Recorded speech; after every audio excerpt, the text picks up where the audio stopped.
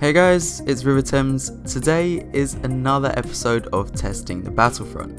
In today's showcase, I've taken once again your suggestions from the comments on the Darth Maul episode.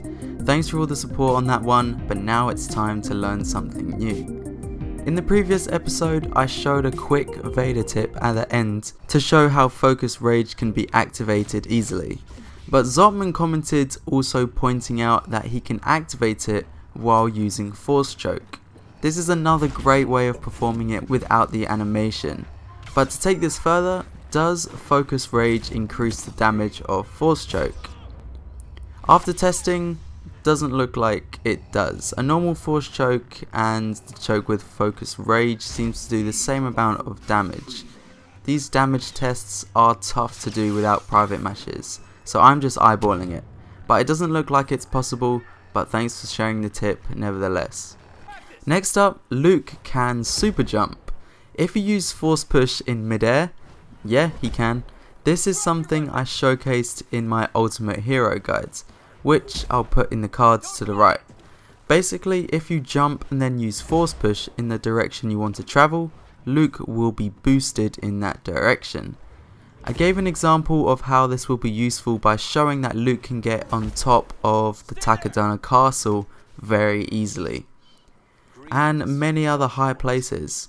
Force push is a very good ability, however, it can get you out of some tough situations. It's been buffed in Galactic Assault to pretty much one hit any trooper, so I wouldn't waste it every time trying to do this tactic. It's just something to keep in mind that Luke can do if you need to. But what about Kylo Ren? Apparently his Force Freeze can do the same thing. Well, I tried it and it doesn't look like it can. But Chavez here said it was possible. So I don't know if I'm doing something wrong, but I didn't notice any difference when using the freeze in midair. It only looks like it seems to be possible with Luke. Next, can you stand on the red curtain things on Jabba's palace? And no, you can't. I think this is due to it being such an easily abused place. It's more or less the same curtains from Tatooine which you can stand on, so I can see why this would be a question. But in Jabba's palace, you can't stand on them. Does the aerial class receive full damage? Say you've just jump packed off a high position, will you receive any full damage? And no, you don't. Aerials seem to be free of any full damage, so don't worry if you use the jetpack. Just use it whenever you want and you don't have to worry about getting any of that damage. Just try not to jump off the map. Taking a break from the myths for a second, this happened to me yesterday. Maybe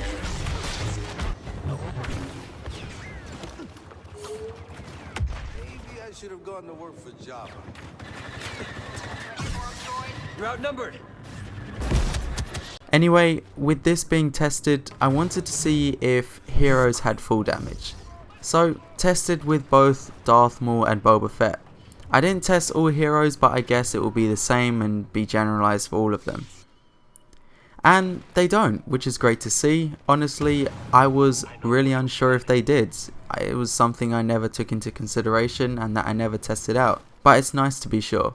Well, what about full damage in general? You will always get full damage, yes. With every class you play, the aerial is an exception if you use the jump pack and heroes of course. But as you can see here, full damage is possible with normal troopers and I'm sure it always will be. Now an interesting one. Darth Maul can throw his lightsaber sideways if you dodge. Now again, I've tried this out and I think I can see where he is coming from. As you may or may not know, lightsaber throws pass through their enemy, allowing it to deal damage forwards and on the way back. But if you dodge and aim towards the target for it to return to you, the lightsaber does actually rotate on return, increasing the hitbox because it turns sideways. Which again is a very hard skill to master, just like Maul's deflection. But this is great. Like I said, very hard to pull off, but a great trick to use. As you can see here, even if you do miss the initial lightsaber throw, if you dodge and aim just on your target, increasing the radius to hit your enemy, which I think is great. It's one of those small tactics that is very hard to pull off, but once you do, you just feel great. So thank you. But now it's time to test the Slug Vanguard. Now again, like the flash pistol, I've never actually used this thing. Just like I found with the pistol, it's another great star card. It basically turns the Vanguard shotgun into a long range hit, which honestly, I find pretty hard to hit with. It can be pretty inaccurate and hard to time perfectly for people at long range, but I guess it's good because it would end up being too powerful and be used as a sniper.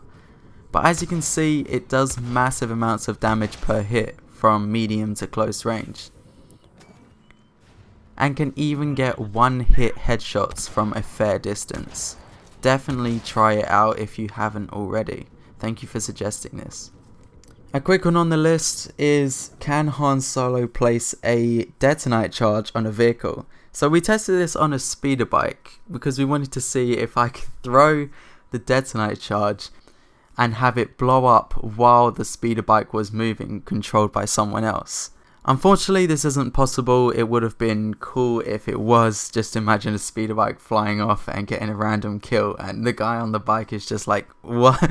Did I just explode or something? But no, it is not possible, unfortunately. The detonite charge just passes through and bounces off the speeder bike. And for the last test, Palpatine has a melee attack. It's pretty powerful as well. Apparently, it's possible to break the block of a lightsaber hero with this, but unfortunately, I couldn't get this situation to happen. So I'll try again and have it feature in next week's one, hopefully. But as for now, is the melee worth using, and is it stronger than a normal attack? Honestly, I'd say no. At this point, when playing Palpatine, at no point did I think to myself, I should go and melee this guy. It's just not the playstyle for Palpatine. I'd honestly prefer to use the main lightning because you can keep some distance between our enemy. As for the damage, it is definitely worth using if you want to, taking 3 hits to defeat a heavy class, so I'd assume a couple for the other classes. But I will try showcase it breaking a lightsaber block for next week, so wish me luck. To close out this episode, we have our tip of the week, which is for arcade. Now, this tip is completely optional. It is a way to get fast credits in not much time at all. Jump into custom arcade and set these settings. You want to play an onslaught match with fast ability recharge, least eliminations possible, and 1-hit enemies. Using bossk, you can clear this very quickly as the Dioxis grenade pretty much just wipes out everyone in seconds because they're on 1 hit and the Dioxis grenade has a massive radius. Arcade can be played 15 times a day until you stop earning credits. You can play arcade however many times you want, but after 15 matches you stop earning credits. Using this strategy with bossk, you can earn a decent amount of credits in around 5 minutes, I'd say, because these matches can last 10 to 20 seconds, and playing that 15 times is really not much time at all. When recording this video, I played 15 rounds of arcades, took me about 5 minutes, and I earned 1,725 credits for replaying this, like I said, 15 times. And honestly, it was really quick, but like I said, it's optional, completely optional if you want to do this. I don't always do it because it can get boring here and there, but now we're getting into the solo season DLC. They are adding a lot of skins, so I think this is a great way to save up. But that's it for the video. Thanks for watching. It's been Riva, and I'll see you in the next one.